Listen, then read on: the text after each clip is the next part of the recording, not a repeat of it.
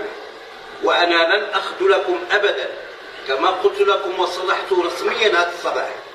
أنا أتعهد بخروج مع الشعب المغربي في أول الصفوف يوم الاثنين المقبل بعد رأس السنة، يعني 6 7 8 لشل كل القطاعات المهنية والوظيفية كل المغرب.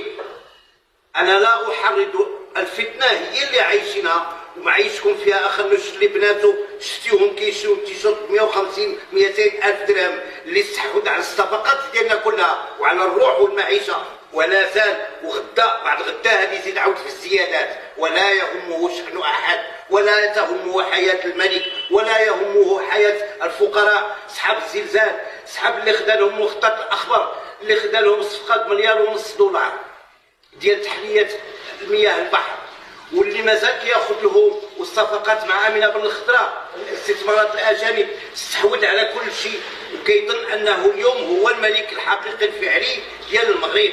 ونحن لن نقبل هذا ابدا، لن نقبل هذا ابدا. انا كنطلب منكم الخروج ديال الشعب المغربي كله الاثنين المقبل والثلاثاء والاربعاء، وحنا مأطرين هذا الشيء وغادي نطلبوا الرخصه